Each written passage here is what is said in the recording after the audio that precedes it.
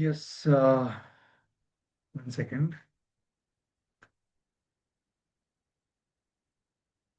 Okay. So, hello everyone. So, welcome to IELTS Academy. So ഞാൻ ഇന്നത്തെ ഒരു video ഒരു സ്പെഷ്യൽ വീഡിയോ ആണ്. പിന്നെ അതായത് അഡ്വർടൈസ്മെന്റ് നമ്പർ 177 2026 NCERT പിന്നെ ഓൾമോസ്റ്റ് 140+ തസ്തികയിലേക്ക് ഇപ്പം ആപ്ലിക്കേഷൻ വിളിച്ചിട്ടുണ്ട്. അതിൽ തന്നെ professor, associate professor, assistant professor അങ്ങനെ നിരവധി സബ്ജക്ട്സുകളിലാണ് വിളിച്ചിട്ടുള്ളത്. ഓക്കെ, അപ്പൊ എന്തുകൊണ്ടാണ് നിങ്ങൾ ഈ ഒരു പിന്നെ NCERT-യുടെ ഈ ഒരു വാക്കൻസി നിങ്ങൾ അപ്ലൈ ചെയ്യേണ്ടത് എന്നുള്ളതിന് പ്രധാനപ്പെട്ട 3 കാരണങ്ങളുണ്ട്. ഓക്കെ, അതിൽ ഫസ്റ്റ് റീസൺ എന്താണെന്ന് വെച്ച് കഴിഞ്ഞാൽ റിട്ടേൺ ടെസ്റ്റ് ഇല്ല, ഡയറക്റ്റ് ഇന്റർവ്യൂ ആണ്. നിങ്ങൾ ഓരോരോ പോസ്റ്റിനും എലിജിബിൾ ആണ് എന്നുണ്ടെന്നുണ്ടെങ്കിൽ നിങ്ങൾക്ക് എന്തില്ല അവിടെ റിട്ടേൺ ആയിട്ട് എക്സാം എഴുതേണ്ട ആവശ്യം വരുന്നില്ല. നിങ്ങൾക്ക് ഡയറക്റ്റ് ഇന്റർവ്യൂ തന്നെ ചെയ്യാവുന്നതാണ്. അതാണ് first reason. Okay, second reason എന്താണെന്ന് വെച്ച് കഴിഞ്ഞാൽ ഈ ഒരു NCERT-യുടെ അസിസ്റ്റന്റ് പ്രൊഫസറിലേക്കുള്ള വാക്കൻസിയിൽ അവർ പറയുന്ന എലിജിബിലിറ്റി ക്രൈറ്റീരിയ എന്ന് പറയുന്നത് PhD അഥവാ നെറ്റ്, അതുപോലെ സെറ്റ്, അതുപോലെ തന്നെ സ്ലെറ്റ്. ഈ 4 ക്രൈറ്റീരിയയിലാണ് നിങ്ങൾക്ക് അസിസ്റ്റന്റ് പ്രൊഫസർ ജോബ് നിങ്ങൾക്ക് അവിടെ എന്ത് ചെയ്യുന്നുണ്ട്, അവർ എലിജിബിൾ ക്രൈറ്റീരിയ ആയിട്ട് വെക്കുന്നുണ്ട്. അതായത് നിങ്ങൾ നെറ്റ് ക്വാളിഫൈഡ് ആണെന്നുണ്ടെങ്കിൽ പോലും നിങ്ങൾക്ക് എന്ത് ചെയ്യാൻ പറ്റും, ഈ ഒരു ജോബിന് അപ്ലൈ ചെയ്യാൻ പറ്റും on the post of assistant professor only. Okay, മൂന്നാമത്തെ പ്രധാനപ്പെട്ട ഒരു വളരെ ഇൻട്രസ്റ്റിംഗ് ആയിട്ടുള്ള ഒരു കാര്യം എന്താണെന്ന് വെച്ച് കഴിഞ്ഞാൽ നമ്മൾ ഇതിന്റെ ഒരു ഷോർട്ട് ലിസ്റ്റ് ചെയ്ത് കഴിഞ്ഞാൽ നമുക്ക് ഡൽഹിയിൽ വെച്ചിട്ടായിരിക്കും ഇന്റർവ്യൂ ഉണ്ടാകുക. അപ്പൊ ഈ ഇന്റർവ്യൂയിലൊക്കെ പോകുന്ന എക്സ്പെൻസുകൾ, അതായത് ഈ ട്രെയിനിന്റെ എക്സ്പെൻസ് റീഇംബേഴ്സ് ചെയ്യുന്നതായിരിക്കും. ഓക്കെ, അപ്പോൾ നിങ്ങൾ ഇനി ഡൽഹിയിൽ പോകാൻ പ്ലാൻ ചെയ്തിട്ടുണ്ടെങ്കിൽ നിങ്ങൾ ഈ ഒരു ആപ്ലിക്കേഷൻ കൊടുത്തിട്ട് ഷോർട്ട് ലിസ്റ്റ് വരികയാണെന്നുണ്ടെങ്കിൽ നിങ്ങൾക്ക് തേർഡ് AC വരെയുള്ള ടിക്കറ്റ് റീഇംബേഴ്സ് ചെയ്യുന്നതായിരിക്കും. അപ്പൊ ഈ 3 കാരണങ്ങൾ ഉള്ളതുകൊണ്ട് തന്നെ നിങ്ങൾ നിർബന്ധമായിട്ട് എന്ത് ചെയ്യണം, ഈ ഒരു എക്സാമിന് അല്ലെങ്കിൽ എക്സാം എന്ന് പറയുന്നത് ഈ ഒരു പോസ്റ്റ് നിങ്ങൾ എന്ത് ചെയ്യണം, അപ്ലൈ ചെയ്യണം. ഓക്കെ, അപ്പോൾ 177/2026 ആണ് നമ്മുടെ അഡ്വർടൈസ്മെന്റ് നമ്പർ വരുന്നത്. ഓക്കെ, സോ ഇതാണ് പിന്നെ ഒഫീഷ്യൽ വെബ്സൈറ്റ്, നിങ്ങളുടെ ആപ്ലിക്കേഷൻ കാര്യങ്ങളൊക്കെ നൽകേണ്ട ഒഫീഷ്യൽ വെബ്സൈറ്റ് ഇതാണ്. അപ്പോൾ പിന്നെ ഈ ടോട്ടൽ വാക്കൻസികളിലേക്ക് പോകുന്നതിന് മുന്നേ നമുക്ക് ജസ്റ്റ് അതിന്റെ എലിജിബിലിറ്റി ക്രൈറ്റീരിയ എന്നുള്ളൊരു ഭാഗം ഒന്ന് ഡീറ്റെയിൽ ആയിട്ട് ഒന്ന് നോക്കാം. ഓക്കെ, സോ ഫസ്റ്റ് ഞാൻ ആ ഒരു ഭാഗത്തേക്ക് പോവാം. Professor, associate professor, assistant professor. Okay, ഇത് നമുക്ക് ഫസ്റ്റ് നോക്കാം. ഓക്കെ, എലിജിബിലിറ്റി എന്ന് പറയുന്നത് A or B എന്നുള്ള ഇതിൽ ഏതെങ്കിലും ഒരു ക്രൈറ്റീരിയയിലാണ് നിങ്ങളുടെ എലിജിബിലിറ്റി വരുന്നത്. അതിൽ എയിൽ വരുന്നത് എന്തൊക്കെയാ നമുക്ക് നോക്കാം. ഫസ്റ്റ് എന്താണ്, master degree with 55% mark. Okay, അപ്പോൾ നിങ്ങളുടെ മാസ്റ്റേഴ്സ്, നിങ്ങളുടെ PG റെസ്പെക്റ്റീവ് PG പോസ്റ്റ് ഗ്രാജുവേഷന് 55% മാർക്ക് മാൻഡേറ്ററി ആണ്. Okay, beside fulfilling the above qualification, അതായത് 55% PGക്ക് മാർക്കിന് പുറമെ the candidate must have clear the national eligibility test, അതായത് net conducted by the UGC or CSIR. Okay, ഇനി സയൻസ് വിഷയമാണെന്നുണ്ടെങ്കിൽ CSR നെറ്റ് നിങ്ങൾ ക്ലിയർ ചെയ്തിരിക്കണം. അതുപോലെ സോഷ്യൽ സയൻസ് ആണെന്നുണ്ടെങ്കിൽ UGC-യുടെ നെറ്റ് നിങ്ങൾ ക്ലിയർ ചെയ്തിരിക്കണം. Or A similar test accredited by the UGC, അല്ലെങ്കിൽ UGC-യുടെ അക്രഡിറ്റഡ് ആയിട്ടുള്ള വേറെയും ഒരുപാട് ഈ പറയുന്ന എൻട്രൻസ് എക്സാമ്പിൾക്ക് like SLET, set or who or have been award PhD degree. Okay, അപ്പം നിങ്ങൾ എന്തൊക്കെയാണ് ഇപ്പൊ ഇവിടെ UGC-യുടെ CSIR അല്ലെങ്കിൽ നെറ്റ് അല്ലെങ്കിൽ സ്ലെറ്റ് അല്ലെങ്കിൽ സെറ്റ്. ഓക്കെ, ഈ ക്രൈറ്റീരിയാസ് വരുന്നുണ്ട്. ഓർ അതുമല്ല എന്നുണ്ടെങ്കിൽ who or have been award PhD degree in accordance with the UGC. Okay, UGC പ്രകാരം PhD കിട്ടിയവർക്ക് എന്ത് ചെയ്യാം, ഇവിടെ അപ്ലൈ ചെയ്യാം. അപ്പം ടോട്ടൽ എന്താണ് നമുക്ക് ഇവിടെ ഒന്നെന്താണ്, മാസ്റ്റേഴ്സ് ഡിഗ്രിയിൽ 55% വേണം. ഓക്കെ, അതിന് പുറമെ എന്ത് വേണം, നിങ്ങൾക്ക് നെറ്റ് അല്ലെങ്കിൽ സെറ്റ് അല്ലെങ്കിൽ സ്ലെറ്റ്, ഇതിൽ ഏതെങ്കിലും ഇത് നിങ്ങൾ എന്ത് ചെയ്യണം, ഇത് രണ്ടും ഉണ്ടെന്നുണ്ടെങ്കിൽ നിങ്ങൾക്ക് എന്ത് ചെയ്യാൻ പറ്റും, ഈ ഒരു ഭാഗത്ത് അപ്ലൈ ചെയ്യാം. ഇനി അഥവാ ഇതില്ല എന്നുണ്ടെന്നുണ്ടെങ്കിൽ നിങ്ങൾ PhD കഴിഞ്ഞ ആളുകളാണ് എന്നുണ്ടെന്നുണ്ടെങ്കിൽ നിങ്ങൾക്ക് എന്ത് ചെയ്യാൻ പറ്റും, അവർക്കും എന്ത് ചെയ്യണം, ഈ ഒരു പോസ്റ്റിന് അപ്ലൈ ചെയ്യാൻ പറ്റും. ഈ PhD ചെയ്ത ആളുകളാണെന്നുണ്ടെങ്കിൽ അവർ കുറച്ച് ക്രൈറ്റീരിയാസ് പറയുന്നുണ്ട്. PhD പിന്നെ റെഗുലർ മോഡൽ കഴിഞ്ഞ ആളായിരിക്കണം. അതുപോലെ 2 എക്സ്റ്റേണൽ എക്സാമിനേഴ്സ് വെച്ചിട്ട് തിസിസ് ഇവാലുവേറ്റ് ചെയ്ത PhD ആയിരിക്കണം. അതുപോലെ തന്നെ വൈവ കണ്ടക്ട് ചെയ്ത PhD ആയിരിക്കണം. ഓക്കെ, കൊളോക്യം വെച്ചിട്ട് നിങ്ങൾക്ക് അപ്ലൈ ചെയ്യാൻ പറ്റില്ല, വൈവ കഴിഞ്ഞിരിക്കണം. ഓക്കെ, ഓപ്പൺ വൈവ ഒക്കെ കഴിഞ്ഞിരിക്കണം. അതുപോലെ തന്നെ 2 പേപ്പർ പബ്ലിഷ് ചെയ്തായിരിക്കണം. ഓക്കെ. പിന്നെ അതുപോലെ തന്നെ പിന്നെ കോൺഫറൻസിലും പ്രസന്റേഷനിലൊക്കെ നിങ്ങൾ 2 പേപ്പർ സബ്മിറ്റ് ചെയ്തിരിക്കണം. ഓക്കെ, ആ ഡീറ്റെയിൽസ് നിങ്ങൾക്ക് വായിച്ച് ഞാൻ മനസ്സിലാവും. ഇതാണ് എന്ത് അസിസ്റ്റന്റ് പ്രൊഫസറിലേക്കുള്ള ക്രൈറ്റീരിയ വരുന്നത്. ഓക്കെ, അതുകൊണ്ട് തന്നെയാണ് ഞാൻ പറഞ്ഞത് നിങ്ങൾ എല്ലാവരും എലിജിബിൾ ആണ്. നെറ്റ് കഴിഞ്ഞ ആളുകൾ ഇവിടെ ഉണ്ടെന്നുണ്ടെങ്കിൽ, നെറ്റോ സെറ്റോ സ്ലെറ്റോ കഴിഞ്ഞ ആളുകൾ ഉണ്ടെന്നുണ്ടെങ്കിൽ നിങ്ങൾ ഈ ഒരു പോസ്റ്റിന് എലിജിബിൾ ആണ്. അസിസ്റ്റന്റ് പ്രൊഫസർ പോസ്റ്റിലേക്ക് നിങ്ങൾ എലിജിബിൾ ആണ്. ഓക്കെ, ഇനി നമുക്ക് ഇതിന്റെ അസോസിയേറ്റും അതുപോലെ തന്നെ പ്രൊഫസറും നമുക്ക് ജസ്റ്റ് ഒന്ന് നോക്കാം. ഫൈൻ. അസോസിയേറ്റ് പ്രൊഫസർ ആണെന്നുണ്ടെങ്കിൽ പിന്നെ ഗുഡ് അക്കാഡമിക് റെക്കോർഡ് ഉണ്ടായിരിക്കണം, 55% ആയിരിക്കണം. അതുപോലെ തന്നെ 8 years ഓഫ് എക്സ്പീരിയൻസ് ഉണ്ടാവണം. ഓക്കെ, ടീച്ചിങ്ങിലും റിസർച്ചിലും നിങ്ങൾക്ക് എന്ത് ചെയ്യണം, 8 years എക്സ്പീരിയൻസ് ഉണ്ടായിരിക്കണം. പ്രധാനമായിട്ട് എന്താണ് റിസർച്ച് സ്കോർ എത്രയായിരിക്കണം, 75 ആണ്. ഓക്കെ, റിസർച്ച് സ്കോർ 75 ഉണ്ടെങ്കിൽ നിങ്ങൾ എന്താണ് അസോസിയേറ്റ് പ്രൊഫസറിന് എലിജിബിൾ ആണെന്നാണ് പറയുന്നത്. ഇനി പ്രൊഫസർ എന്നുള്ള ഒരു ക്രൈറ്റീരിയയിലേക്ക് വരികയാണെന്നുണ്ടെങ്കിൽ അവിടെ എന്താണ് 2 ക്രൈറ്റീരിയ ഉണ്ട്, എ ആൻഡ് ബി ഉണ്ട്. ഓക്കെ, എ എന്ന് പറയുന്നത് എന്താണ് eminent scholars having PhD degree. Okay, 10 research publication ഉണ്ടാവണം. അതുപോലെ തന്നെ 10 years ഓഫ് ടീച്ചിങ് എക്സ്പീരിയൻസും ഇവർക്ക് ഉണ്ടായിരിക്കണം എന്നാണ് പറയുന്നത്. ഓക്കെ, അപ്പോൾ അത് വളരെ ഇമ്പോർട്ടന്റ് ആണ്. അതുപോലെ റിസർച്ച് സ്കോർ എത്രയാണ്, 120 ആയിരിക്കണം. ഇതാണ് പ്രൊഫസർ എന്നുള്ള ഒരു പോസ്റ്റിലേക്ക് വേണ്ടുന്ന ക്രൈറ്റീരിയ എന്ന് പറയുന്നത്. ഫൈൻ. അപ്പൊ ഇതൊക്കെയാണ് എലിജിബിലിറ്റി ക്രൈറ്റീരിയ എന്ന് പറഞ്ഞ ഭാഗത്ത് വരുന്നത്. നമുക്കിനി എന്ത് ചെയ്യാം, ഇവിടെ വരുന്ന ഏതൊക്കെ സബ്ജക്റ്റിലാണ് നമുക്ക് പിന്നെ പോസ്റ്റുകൾ ഉള്ളത് നമുക്ക് നോക്കാം. ഓക്കെ, ഡിപ്പാർട്ട്മെന്റുകൾ ഇവിടെ ഉണ്ട്. ഓക്കെ, മാത്സിൽ പിന്നെ അസോസിയേറ്റ് ഉണ്ട്, അതുപോലെ അസിസ്റ്റന്റ് പ്രൊഫസർ ഉണ്ട്. അത് പിന്നെ ഒന്നതാണ് അൺറിസർവ്ഡ് കാറ്റഗറിക്കാണ്. ആർട്ട് എഡ്യൂക്കേഷനിൽ അസിസ്റ്റന്റ് പ്രൊഫസർ ഉണ്ട്, ഒരു പോസ്റ്റ് ആണ്, അത് OBCക്കാണ്. ഓക്കെ, പിന്നെ bio science or biotechnology, health science or ഫാർമസിയിൽ അസിസ്റ്റന്റ് പ്രൊഫസർ ഒരു പോസ്റ്റ് ഉണ്ട്, അത് അൺറിസർവ്ഡിനാണ്. ഓക്കെ, പിന്നെ എക്കണോമിക്സ് വളരെ ഇമ്പോർട്ടന്റ് ആണ്. ഇവിടെ എന്താണ് അസിസ്റ്റന്റ് പ്രൊഫസർ പോസ്റ്റ് പിന്നെ OBC കാട്ടോ. എക്കണോമിക്സിൽ അസിസ്റ്റന്റ് പ്രൊഫസർ OBCക്കാണ്, അത് ഒരു പോസ്റ്റ് ഉണ്ട്. പിന്നെ സുവോളജിയിലെ അസിസ്റ്റന്റ് പ്രൊഫസർ വരുന്നത് ടോട്ടൽ 4 പോസ്റ്റ് ആണ്, 2 അൺറിസർവ്ഡും പിന്നെ അതുപോലെ തന്നെ OBCയും അതുപോലെ തന്നെ PWCയും. ഓക്കെ, ഇങ്ങനെ ടോട്ടൽ 4 സീറ്റാണ് സുവോളജിയിൽ അസിസ്റ്റന്റ് പ്രൊഫസറിൽ വരുന്നത്. പിന്നെ വരുന്നത് എഡ്യൂക്കേഷൻ ആണ്. ഓക്കെ, എഡ്യൂക്കേഷൻ അതായത് എഡ്യൂക്കേഷണൽ ടെക്നോളജി ആൻഡ് മൾട്ടിമീഡിയ, അതിൽ അസോസിയേറ്റീവ് പ്രൊഫസർ ആണ് അവൈലബിൾ, അസിസ്റ്റന്റ് പ്രൊഫസർ അവൈലബിൾ അല്ല. പിന്നെ ഹിന്ദിയിലും അസോസിയേറ്റ് ആണ്. പിന്നെ എഡ്യൂക്കേഷൻ സയൻസ് എഡ്യൂക്കേഷനിൽ വരുന്ന പിന്നെ അസിസ്റ്റന്റ് പ്രൊഫസറിൽ 2 പോസ്റ്റുകൾ ഉണ്ട്.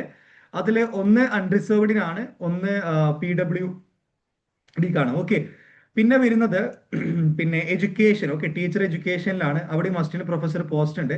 അതിൽ 5 വേക്കൻസി ഉണ്ട്, 4 അൺറിസർവ്ഡും ഒരു OBC ഹിയറിംഗ് ഹാൻഡിക്യാപ്ഡ് എന്ന് പറഞ്ഞിട്ടുള്ള ഒരു പോസ്റ്റ് ആണ്. നമുക്കിവിടെ ഈ ഹാൻഡിക്യാപ്ഡ് തന്നെ 4 ക്രൈറ്റീരിയ വരുന്നത്. ഹിയറിംഗ് ഉണ്ട്, അതുപോലെ തന്നെ വിഷ്വൽ ഉണ്ട്, അതുപോലെ തന്നെ മൾട്ടിപ്പിൾ ഉണ്ട്, അതുപോലെ ഓർത്തോപെഡിക്കൽ ഹാൻഡിക്യാപ്പ്, അങ്ങനെ 4 സെക്ഷൻ ആയിട്ടുള്ളത്.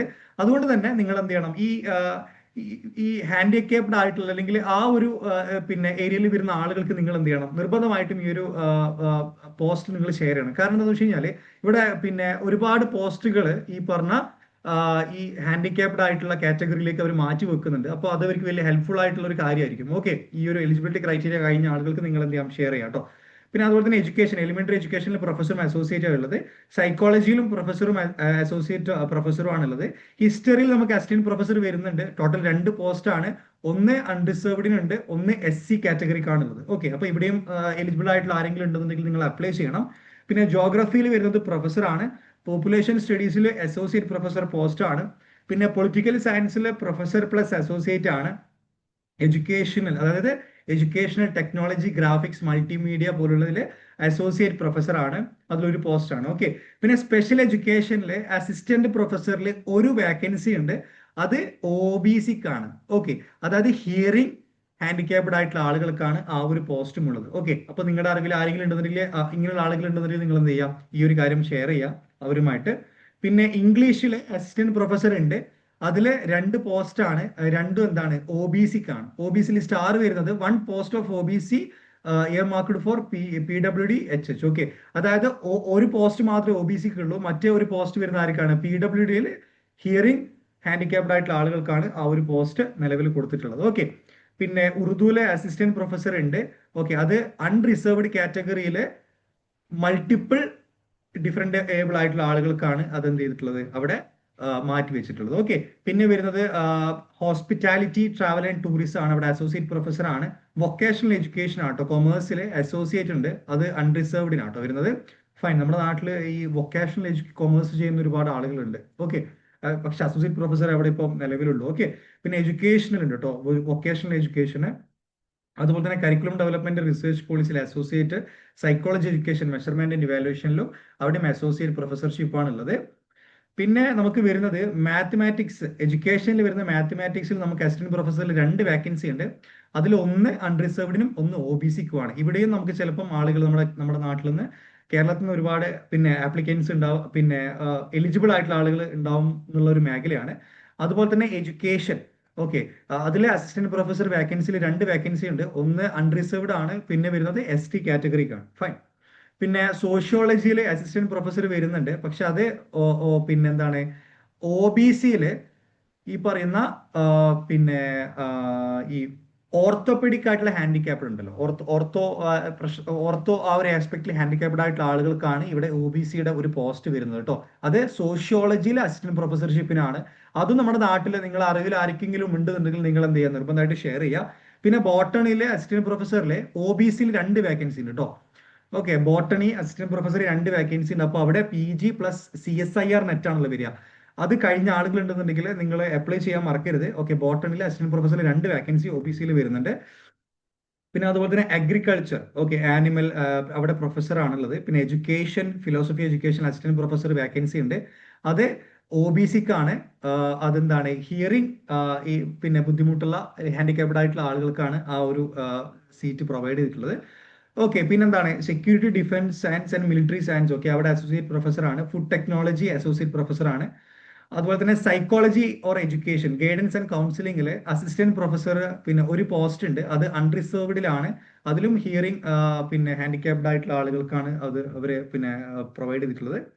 ഓക്കെ, പിന്നെ ലാംഗ്വേജ് എഡ്യൂക്കേഷൻ ഉണ്ട്. ഹിന്ദി, ഇംഗ്ലീഷ്, ഉറുദു, സംസ്കൃത്, ലിംഗ്വിസ്റ്റിക്, അവിടെ അസിസ്റ്റന്റ് പ്രൊഫസർ പോസ്റ്റ് വരുന്നുണ്ട്. അതിലെ ഒരു പോസ്റ്റാണ്, അതെന്താണ് OBCക്കാണ്. അത് ഹിയറിംഗ് ഈ ഒരു മേഖലയിലാണ് വരുന്നത്. ഫൈൻ. പിന്നെ ഹോം സയൻസ് വരുന്നുണ്ട്, ഫുഡ് ആൻഡ് ന്യൂട്രീഷൻ, അവിടെ അസോസിയേറ്റ് പ്രൊഫസർ ആണ്. സ്റ്റാറ്റിസ്റ്റിക്സ് അസോസിയേറ്റ് പ്രൊഫസർ ആണ്. കമ്പ്യൂട്ടർ എഡ്യൂക്കേഷൻ അസിസ്റ്റന്റ് പ്രൊഫസർ വരുന്നുണ്ട്. അത് ജനറൽ കാറ്റഗറിയിലെ മൾട്ടിപ്പിൾ ഡിസബിലിറ്റി ഉള്ള ആളുകൾക്കാണ്. അപ്പോൾ അതും നിങ്ങളെ അറിവിൽ ആരെങ്കിലും ഉണ്ടെന്നുണ്ടെങ്കിൽ നിങ്ങൾക്ക് ഷെയർ ചെയ്യാം കേട്ടോ. പിന്നെ കമ്പ്യൂട്ടർ എഡ്യൂക്കേഷൻ, ഇതൊക്കെ ഒരുപാട് എലിജിബിൾ ആയിട്ടുള്ള ആളുകൾ ഉണ്ടാവും. അതുകൊണ്ടാണ് ഞാൻ നിങ്ങളത് ഷെയർ ചെയ്യണമെന്ന് പറയുന്നത്. ഫൈൻ. പിന്നെ food and nutrition biochemistry biotechnology പ്രൊഫസറിൽ ഒരു വേക്കൻസി വരുന്നുണ്ട്.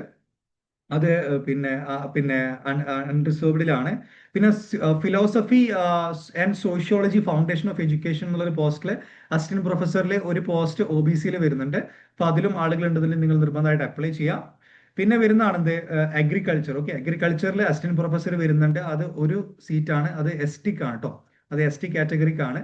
അപ്പൊ അതുപോലെ തന്നെ ഫിസിക്സിൽ അസിസ്റ്റന്റ് പ്രൊഫസർ വരുന്നുണ്ട്. അത് ഒരു പോസ്റ്റ് SC കാറ്റഗറിക്കാണ്. അപ്പോൾ ഈ 2 പോസ്റ്റുകൾ, ഈ ST കാറ്റഗറി SC കാറ്റഗറി, അവരെ നിങ്ങൾക്ക് ആർക്കെങ്കിലും നിങ്ങളുടെ അറിവിലുണ്ടെന്നുണ്ടെങ്കിൽ അവർക്കും നിങ്ങൾ എന്ത് ചെയ്യുക, ഷെയർ ചെയ്യാം.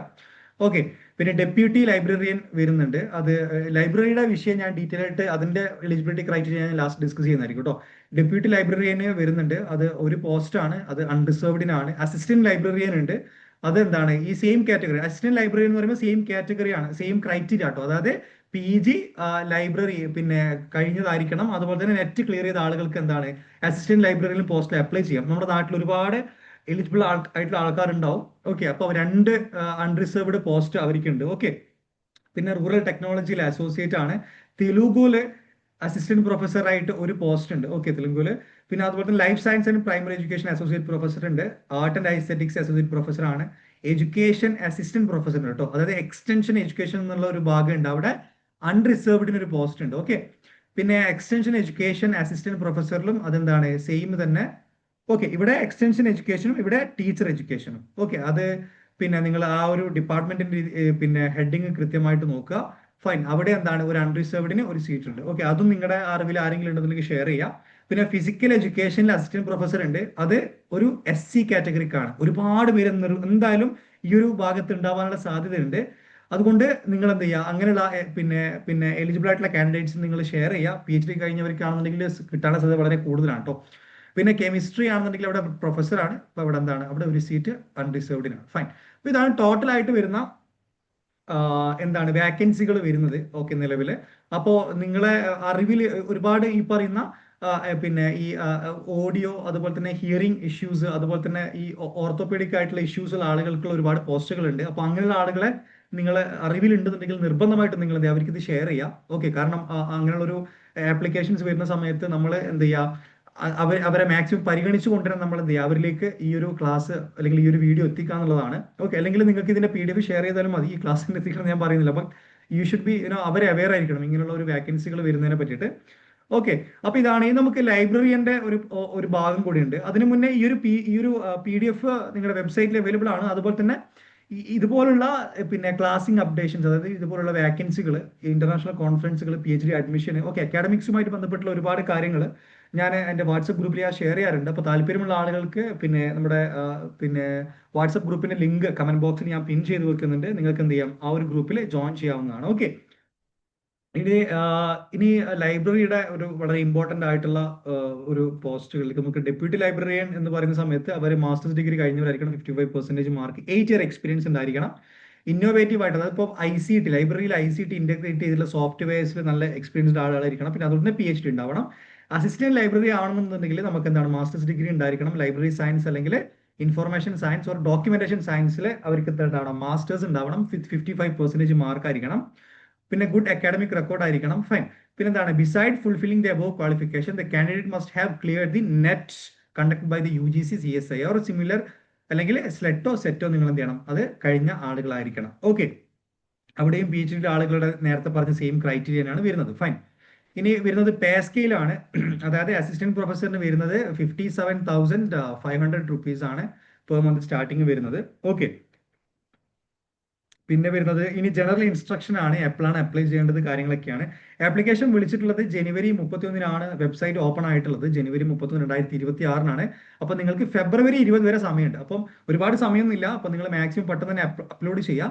അതായത് പിന്നെ 5 മണി വരെയാണ് നിങ്ങൾ പിന്നെ ഈ ഒരു ആപ്ലിക്കേഷൻ കൊടുക്കാനുള്ള ലാസ്റ്റ് ടൈം വരുന്നത്. ഫൈൻ. പിന്നെ അതുപോലെ തന്നെ ഇതിന്റെ ആപ്ലിക്കേഷൻ പ്രോസസ്സ് ഓൾമോസ്റ്റ് നമ്മുടെ ഈ നെറ്റിനും അതുപോലെ തന്നെ നിങ്ങൾ കോമൺ ആയിട്ട് എക്സാംസിന് കൊടുക്കുന്ന രീതി തന്നെയാണ്. സ്കാൻഡ് ഫോട്ടോ, അങ്ങനെ സ്കാൻഡ് സൈൻ സിഗ്നേച്ചർ അങ്ങനെയുള്ള കാര്യങ്ങളൊക്കെ. ഫീ വരുന്നത് 1000 ആണ്. ഓക്കെ, ഇനി വളരെ ഇൻട്രസ്റ്റിംഗ് ആയിട്ടുള്ള ഒരു പോയിന്റ് വരുന്നത് ഞാൻ നേരത്തെ പറഞ്ഞൊരു കാര്യമാണ്. ഇവിടെ 14th പോയിന്റ് ആണ്. Okay, the shortlisted non-local candidates will be entitled for the reimbursement of the train fare restricted up to third AC. Okay, അപ്പൊ നിങ്ങൾ ട്രെയിനിൽ പോവുകയാണെന്നുണ്ടെങ്കിൽ സ്ലീപ്പർ അല്ലെങ്കിൽ തേർഡ് AC, ഇതിൽ രണ്ടിൽ ഏതെങ്കിലും പോവുകയാണെന്നുണ്ടെങ്കിൽ നിങ്ങൾക്ക് എന്ത് ചെയ്യുന്നു, അത് റീഇംബേഴ്സ് ചെയ്യുന്നതായിരിക്കും. ഇനിയിപ്പോൾ നിങ്ങൾ അതിനേക്കാൾ മുകളിൽ പോവുകയാണെന്നുണ്ടെങ്കിൽ തേർഡ് AC വരെയുള്ള എമൗണ്ട് എന്ത് ചെയ്യുന്നു, അവർ റീഇംബേഴ്സ് ചെയ്യുന്നതായിരിക്കും. ഓക്കെ, എക്സെപ്റ്റ് രാജധാനി ശതാബ്ദി. ഓക്കെ, രാജധാനി ശതാബ്ദി പോലുള്ള ട്രെയിനുകൾക്ക് പുറമെ, ഇപ്പൊ കേരളത്താണ് പോകുന്നതെങ്കിൽ നമുക്ക് ഡൽഹി പോകാൻ ഒരുപാട് വേറെ ദുരന്തോ എക്സ്പ്രസ് ഉണ്ട്, മംഗളയുണ്ട്, അങ്ങനെ വേറെയും ഒരുപാട് ട്രെയിൻസുകൾ നമുക്ക് അവൈലബിൾ ആണ്. Okay, Nizamuddin super fast express ഉണ്ട്. ഓക്കെ, പിന്നെ അങ്ങനെ ഒരുപാട് ട്രെയിനുകൾ ഉണ്ട്. അപ്പൊ നിങ്ങൾക്ക് ഇതിൽ ഏതെങ്കിലും ഒരു ട്രെയിൻ പ്രിഫർ ചെയ്യാം. അതുപോലെ തന്നെ നിങ്ങൾക്ക് ഡൽഹിയിൽ പോയി തിരിച്ചു വരാനുള്ള റീഇംബേഴ്സ്മെന്റ് കിട്ടുകയാണെന്നുണ്ടെങ്കിൽ നിങ്ങൾക്ക് എന്താണ്, പിന്നെ അവിടെ ഡൽഹി കാണലുമായി നിങ്ങൾക്ക് എന്ത് ചെയ്യാൻ പറ്റും, ആ ഒരു ഇന്റർവ്യൂ അറ്റൻഡ് ചെയ്തിട്ട് ആ ഒരു എക്സ്പീരിയൻസ് ബിൽഡ് ചെയ്യാറ്, എങ്ങനെയാണ് അതിന്റെ ഒരു സിസ്റ്റം വർക്ക് ചെയ്യുന്നുള്ള കാര്യങ്ങളൊക്കെ മനസ്സിലാവുമല്ലോ. ഓക്കെ, അതുപോലെ തന്നെ നമ്മൾ മലയാളികളാണല്ലേ. ഓക്കെ, അപ്പോൾ നമുക്ക് ഫ്രീ ആയിട്ട് ഒരു സംഭവം കിട്ടുകയാണെന്നുണ്ടെങ്കിൽ നമ്മൾ എന്തായാലും മാക്സിമം യൂട്ടിലൈസ് ചെയ്യുന്ന ആൾക്കാരാണ്. ഫൈൻ. ഓക്കെ, അപ്പോൾ പിന്നെ നിങ്ങൾ എന്ത് ചെയ്യണം, ടിക്കറ്റ് അവിടെ സബ്മിറ്റ് ചെയ്യണം. ഓക്കെ, അതാണ് എനിക്ക് പ്രധാനമായിട്ട് പറയാനുള്ള കാര്യങ്ങൾ. പിന്നെ ഈ OBC ആളുകളാണെന്നുണ്ടെങ്കിൽ അവരുടെ പിന്നെ ഒരുപാട് പിന്നെ ഡോക്യുമെന്റ്സ് കാര്യങ്ങളൊക്കെ അവർ വെക്കാൻ പറയുന്നുണ്ട്. PDF ഞാൻ നിങ്ങൾക്ക് ഷെയർ ചെയ്യട്ടെ. നിങ്ങൾ ഗ്രൂപ്പിൽ ജോയിൻ ചെയ്തിട്ട് പിന്നെ ജസ്റ്റ് ഒരു മെസ്സേജ് അയച്ചാൽ ഞാനത് ഗ്രൂപ്പിൽ ഷെയർ ചെയ്യുന്നതായിരിക്കും. ഇതാണ് OBCയുടെ ഡിക്ലറേഷൻ.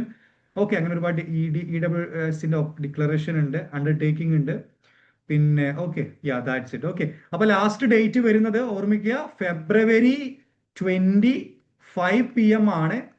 ഓക്കെ, അപ്പൊ നിങ്ങൾ ഈ എലിജിബിൾ ആയിട്ടുള്ള ആളുകൾ ഉണ്ടെന്നുണ്ടെങ്കിൽ നിർബന്ധമായിട്ട് നിങ്ങൾ എന്ത് ചെയ്യുക, അപ്ലൈ ചെയ്യുക. നിങ്ങൾ ഡൽഹിയിലേക്ക് പോവുക, ഡൽഹിയൊക്കെ കറങ്ങുക. ഓക്കെ, നിങ്ങൾക്ക് ആ ഒരു എമൗണ്ട് റീഇംബേഴ്സ് ചെയ്യുന്നതായിരിക്കും. ഓക്കെ, നിങ്ങൾ ഇനിയിപ്പോൾ ലക്കിൽ നിങ്ങൾക്ക് കിട്ടുകയാണെന്നുണ്ടെങ്കിൽ അത് വലിയൊരു ഓപ്ഷൻ ആയിരിക്കും കേട്ടോ. NCERTന്റെ കീഴിലൊക്കെ നിങ്ങൾക്ക് ആ ഒരു അസിസ്റ്റന്റ് പ്രൊഫസർ വാക്കൻസി കിട്ടുകയാണെന്നുണ്ടെങ്കിൽ വലിയൊരു പിന്നെ ഒരു കാര്യമായിരിക്കും. അതുപോലെ തന്നെ ഞാൻ നേരത്തെ പറഞ്ഞ പോലെ തന്നെ സ്പെഷ്യലി ഏബിൾഡ് ആയിട്ടുള്ള ആൾക്കാർക്ക് നിങ്ങൾ എന്ത് ചെയ്യുക, ഈ ഒരു കാര്യം അവരിലേക്ക് നിങ്ങൾ എന്ത് ചെയ്യുക, ഷെയർ ചെയ്യുക. ഓക്കെ, അപ്പോൾ ബാക്കിയുള്ള ഇനി ഇതുപോലുള്ള അപ്ഡേഷൻസ് ഒക്കെ നിങ്ങൾക്ക് വേണം എന്നുണ്ടെന്നുണ്ടെങ്കിൽ നിങ്ങൾ നിർബന്ധമായിട്ട് ഗ്രൂപ്പിൽ ജോയിൻ ചെയ്യുക. Okay, so that's all about today. So thanks every one.